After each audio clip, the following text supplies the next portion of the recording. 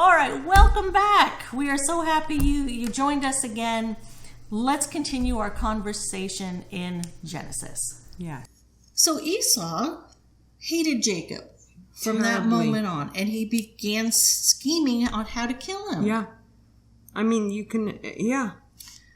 And then, Rebecca finds out, and she's like, Jacob, you got to get. Yeah. You got to go. She go favored him so much. Yes. I mean, yeah. And so she wanted, here she is scheming again. I know. Listen to this. Like you don't know, but listen to this. Yeah, I know. So she wants Jacob to go and stay with her brother. All right. It's so much. So Rebecca doesn't just like, okay, go do that now. She kind of, puts a little fire under Isaac to make him think that he's the one that came up with this plan. Conniver. Yeah, conniver. She told him that she didn't want Jacob marrying any Hittite women like Esau. So Isaac told Jacob to go to his grandfather's and marry one of the uncle's daughters, which is just what Rebecca wanted. Yep. So, she was probably like, yes, you're right. You're right, husband. You're right. You're right, husband. Yeah. Great idea. She got it all, Yeah. Yeah.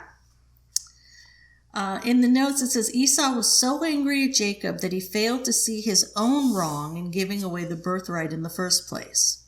Jealous anger binds us from seeing the benefits we have and makes us dwell on what we don't have.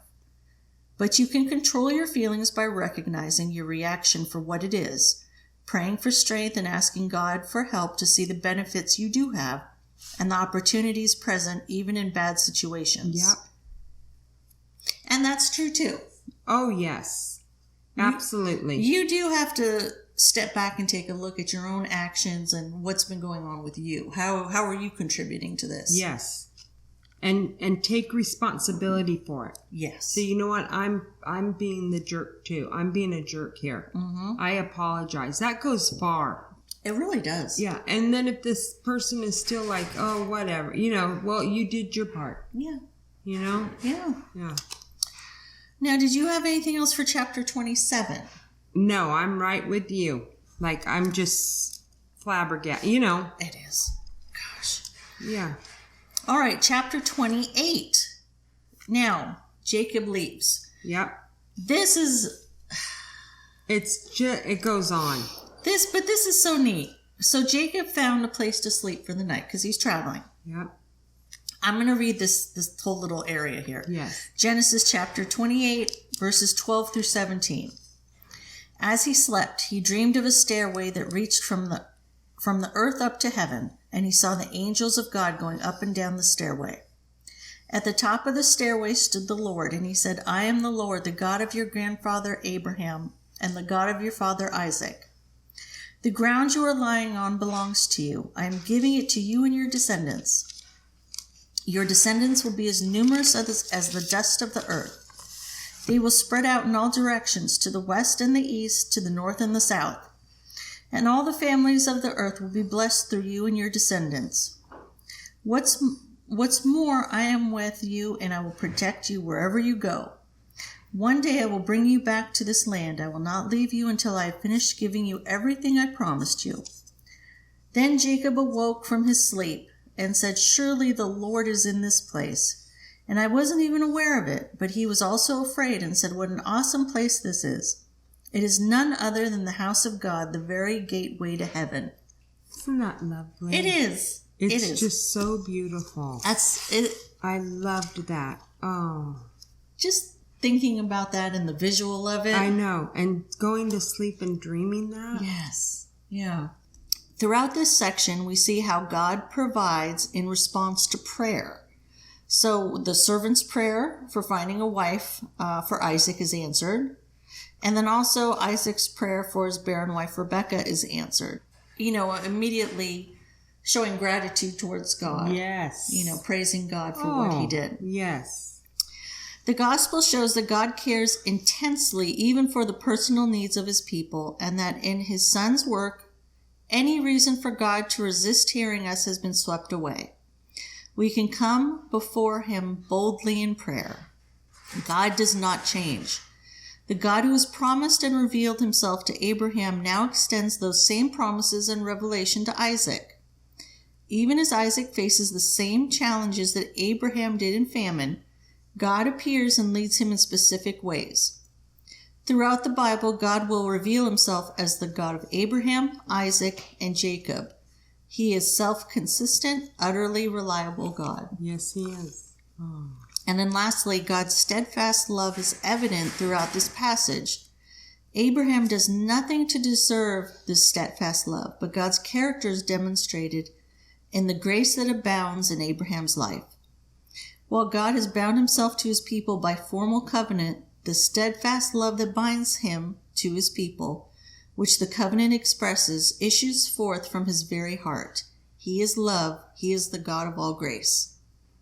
Oh, isn't that nice? That is so lovely. Yeah. And he repeats things over and over again sometimes, just to show how consistent he is. Yes. Yes. And he's never changing. He's just ever consistent. Yeah. I just love it. It just, and you know, like these tribulations and these trials, he had that. There's reasons. Yes. And like how we have trials and terrible things that happen, and these terrible things that happen, there was reasons for it. So we just have to hold steadfast in his word. Yes. And I just loved that. That was so good. Oh. But that's all I have for this part. What else do you have? Anything? That's what I've got too. He's going to be he got up the next morning. And he set that stone as a pillar. Did you know? No, tell me about that. I'll read that. Okay. After he woke up that next morning, Jacob got up very early. He took the stone he rested his head against and set it upright as a memorial pillar. Then he poured olive oil over it. He named the place Bethel, which means house of God, although it was previously called Luz. Oh. Okay. Then Jacob made the vow, if God will indeed be with me and protect me on this journey, and if he will provide me with food and clothing, return me safely to my father's home, then the Lord certainly will be my God. That makes sense now, because a lot of churches have Bethel in it. Yeah. Yeah, okay. Yeah. I just love this study. It is so good. And we love doing this for you guys. Yeah, we really do. We really do. Now, for next time, we're going to be reading Genesis chapters 29 through 33. Okay. That sounds good? Perfect. All right. Looking forward to it. And if you have any questions or comments, please, you can email us. You can leave comments down below if you're watching on YouTube. And that's about it. We hope you all have a blessed week, and just take care. Yes, God bless you all. Absolutely. God bless all of you. Yes. And we will catch you guys next time. Thank you. Thanks. Bye-bye.